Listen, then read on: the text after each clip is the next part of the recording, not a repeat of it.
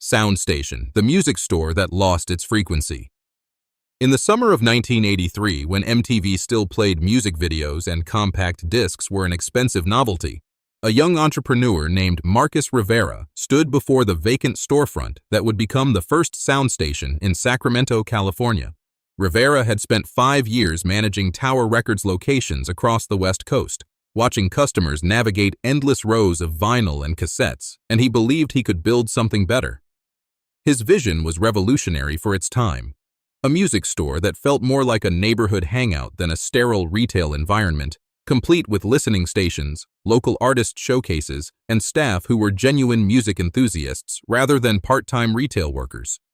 That first sound station opened with just 2,400 square feet of space, 15,000 albums and cassettes, and a radical promise painted across its front window in bold orange letters. If we don't have it, we'll get it. Within 6 months, Rivera had paid back his initial investment of $43,000 and was already scouting locations for a second store. Soundstation seemed destined to become the next great American music retail success story, riding the wave of an industry that was generating over $4 billion annually and showed no signs of slowing down. Rivera couldn't have imagined that 18 years later, he'd be turning off the lights for the final time, another casualty of an industry transformation so swift and brutal that it would leave even giants like Tower Records and Sam Goody in ruins. The early years of Soundstation read like a textbook case study in perfect market timing and execution. Rivera opened his second location in Fresno in late 1984, followed by stores in Stockton, Modesto, and San Jose by 1986, each one carefully positioned to serve mid-sized California markets that the major chains often overlooked. The company's secret weapon was its deep integration into local music scenes, with each store hiring managers who were plugged into their city's underground networks and could spot emerging trends months before they hit mainstream radio. Soundstation's Fresno location famously broke several alternative rock bands to regional success by featuring their demos in prominent listening stations, while the San Jose store became legendary among metalheads for stocking imports and bootlegs that couldn't be found anywhere else on the West Coast. By 1987, the chain had expanded to 12 locations across California and Nevada, generating over $8 million in annual revenue with profit margins that made industry analysts take notice. Rivera had pioneered several innovations that would later become standard practice, including the first in-store computerized inventory system that could track sales across multiple locations, allowing Soundstation to identify regional preferences and stock accordingly. The company also launched one of the earliest customer loyalty programs in music retail, offering points for purchases that could be redeemed for concert tickets, band merchandise, or exclusive acoustic performances held in their larger stores. Perhaps most importantly, Soundstation had built a company culture that attracted and retained serious music fans as employees, with starting wages 15% above industry standard and benefits packages that included substantial music purchase allowances and paid time off to attend major festivals and concerts. The compact disc revolution of the late 1980s and early 1990s provided Soundstation with a golden opportunity that Rivera seized with characteristic precision and foresight. While many independent retailers were slow to embrace the new format due to higher wholesale costs and customer resistance to premium pricing, Soundstation went all in on CDs, redesigning their store layouts to prominently feature the new technology and training staff to educate customers about superior sound quality and durability. The gamble paid off spectacularly as CD sales exploded from just 8 million units nationwide in 1983 to over 200 million units by 1990, with Soundstation capturing a disproportionate share of this growth due to their early adoption and expertise. The higher profit margins on CDs, typically 45% compared to 28% on vinyl and cassettes, allowed Rivera to fund an aggressive expansion strategy that brought Soundstation to 37 locations across 8 western states by 1992. The company's annual revenue peaked at over $60 million in 1993, with individual stores averaging nearly $2 million in sales, performance numbers that put them in competition with much larger national chains. Soundstation had also diversified beyond music, adding sections for music-related books, magazines, concert videos, and even musical instruments in their larger locations. creating a one-stop destination that encouraged longer shopping sessions and higher average transactions. Rivera invested heavily in technology during this period, implementing one of the first satellite-based inventory management systems that allowed real-time stock updates across all locations and enabled sophisticated data analysis to predict consumer trends.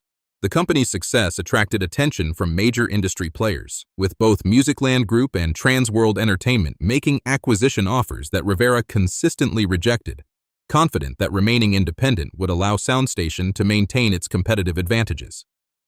The warning signs of trouble ahead first appeared in the mid-1990s, though they seemed minor at the time compared to SoundStation's continued growth and profitability. The rise of big-box retailers like Best Buy and Target, who began using CDs as loss leaders to drive traffic to higher-margin electronics and general merchandise, started putting pressure on pricing throughout the industry.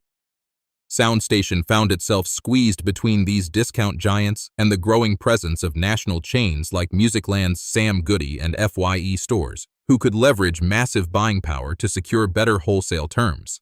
Rivera attempted to compete by emphasizing customer service and music expertise, launching an ambitious staff training program that certified employees in different genres and offering services like special ordering and music discovery consultations that the big box stores couldn't match. However, consumer behavior was beginning to shift as price became an increasingly important factor in purchasing decisions, particularly among the younger demographics that had always been SoundStation's core customers. The company's same-store sales began declining in 1995 for the first time since the recession of 1991, dropping by 3% that year and another 5% in 1996, despite the overall music industry continuing to post record revenues. Rivera made the difficult decision to close 5 underperforming locations and consolidate operations, using the savings to renovate remaining stores and experiment with new concepts like dedicated sections for electronic music and expanded world music offerings. The strategy showed promise initially, with several renovated locations returning to positive growth, but the underlying market forces were simply too powerful for a regional chain to overcome alone. The late 1990s brought a perfect storm of challenges that would test SoundStation's survival instincts and ultimately expose the vulnerabilities in their business model. The rise of internet commerce, symbolized by Amazon's launch of music sales in 1998, introduced a new competitive dynamic that traditional retailers were poorly equipped to handle. Online stores offered virtually unlimited selection, competitive pricing, and the convenience of home delivery, advantages that directly challenge SoundStation's core value propositions of knowledgeable staff and local music scene connections. Rivera recognized the threat early and launched SoundStation.com in 1999, one of the first regional music retail websites, complete with staff recommendations, local concert listings, and the ability to reserve items for in-store pickup. However, the company lacked the technical expertise and financial resources to compete effectively in the digital space, with the website generating less than 2% of total sales and requiring constant investment to maintain functionality and security. Simultaneously, the music industry was grappling with the emergence of file-sharing networks like Napster, which allowed consumers to download music for free, albeit illegally. While the full impact wouldn't be felt for several years, industry insiders were already reporting declining CD sales among college-age consumers, historically SoundStation's most profitable demographic. The company's annual revenues dropped to $43 million in 1999, down from their 1993 peak, and profit margins continued to erode as competitive pressures intensified. Rivera was forced to implement cost-cutting measures that went against SoundStation's founding principles, reducing staff hours, eliminating some employee benefits, and closing additional underperforming locations to maintain profitability. The final chapter of SoundStation's story unfolded with devastating speed as the music retail industry collapsed under the combined weight of digital piracy, changing consumer preferences, and economic recession. The year 2000 marked the beginning of a decade-long decline in music industry revenues, with CD sales dropping for the first time since the format's introduction as consumers increasingly turned to illegal downloading and, later, legal digital alternatives like iTunes. SoundStation's revenues plummeted to $28 million in 2000, with negative same-store sales growth of 15%, numbers that made continued operations increasingly unsustainable. Rivera made desperate attempts to diversify the business, adding DVD sales, expanding into gaming accessories, and even experimenting with coffee bars and internet cafes in some locations. But none of these initiatives generated sufficient revenue to offset declining music sales. The company's relationship with suppliers became increasingly strained as sound stations' reduced buying power resulted in less favorable terms, while their inability to compete with online pricing made it difficult to move inventory quickly enough to maintain cash flow. Several major record labels began demanding payment in advance for new releases, a requirement that sound stations simply couldn't meet without jeopardizing their working capital. By early 2001, Rivera was facing the stark reality that his company was burning through cash reserves at an unsustainable rate, with monthly losses exceeding $200,000 and no realistic path back to profitability. The final blow came when Sound Station's primary lender, citing concerns about the music retail industry's long-term viability, demanded immediate repayment of the company's $3 million credit line, a requirement that forced Rivera to begin liquidation proceedings. Sound Station's closure in September 2001 eliminated 340 jobs across 18 remaining locations and marked the end of one of the most successful independent music retail chains in American history. Rivera sold the company's remaining inventory, fixtures, and real estate to various buyers, generating enough cash to pay most creditors and provide modest severance packages to long-term employees, though shareholders lost their entire investment. The Sound Station brand name and customer database were acquired by a small online retailer who attempted to continue operations as a purely digital business, but this venture failed within 2 years due to intense competition from established players like Amazon and the newly launched iTunes Store. Many former Sound Station employees found work with surviving music retailers, though the industry continued to contract rapidly, with even giant chains like Tower Records filing for bankruptcy by 2006. Rivera himself left the music business entirely, using his retail expertise to launch a successful sporting goods chain that operated under completely different principles, focusing on standardized store formats, centralized buying, and aggressive price competition rather than the personalized service and local community connections that had defined Sound Station. Looking back, industry analysts identified Sound Station as a cautionary tale about the dangers of remaining too committed to a traditional business model during periods of technological disruption, though others argued that the company's decline was inevitable, regardless of strategy given the magnitude of changes reshaping consumer behavior. The legacy of Sound Station extends far beyond its 18-year run as a regional music retailer, serving as a microcosm of the broader transformation that decimated an entire industry within the span of a single decade. The company's rise during the 1980s and early 1990s demonstrated the power of combining superior customer service with deep market knowledge, while its ultimate failure illustrated how quickly these advantages could become irrelevant when fundamental market conditions shifted.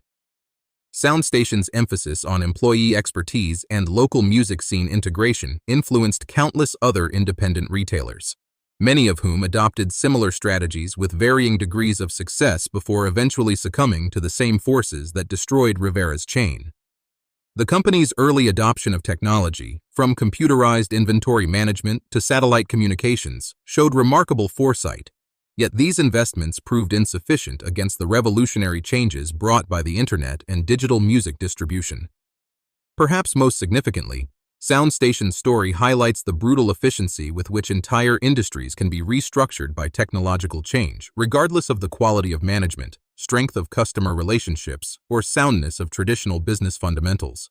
The music retail landscape that emerged from this transformation bears little resemblance to the world that Sound Station inhabited, with physical music sales representing a tiny fraction of industry revenue and most music consumption happening through streaming services that didn't even exist during the company's lifetime.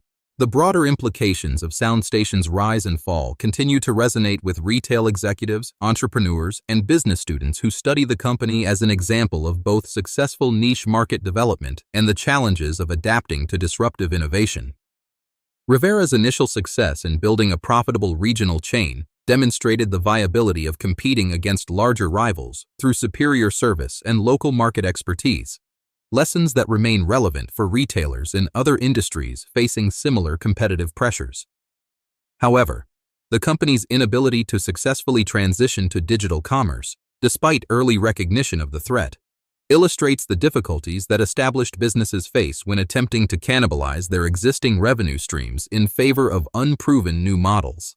SoundStation's experience also highlights the particular vulnerabilities of retailers who specialize in products that can be easily digitized, as the shift from physical to digital music consumption eliminated the fundamental reason for the company's existence, rather than simply changing how business was conducted. The speed with which SoundStation went from profitability to liquidation, less than 2 years, serves as a stark reminder of how quickly market conditions can change in technology-driven industries, and the importance of maintaining financial flexibility to survive unexpected disruptions. Modern retailers studying SoundStation's history often focus on the company's failure to develop a compelling online presence and its inability to create new value propositions that couldn't be replicated by digital competitors, mistakes that many businesses across various industries continue to repeat today. Ultimately, SoundStation's story remains a powerful reminder that success in one era provides no guarantee of survival in the next, and that even the most customer-focused, well-managed companies can become obsolete when the fundamental assumptions underlying their business models cease to be valid.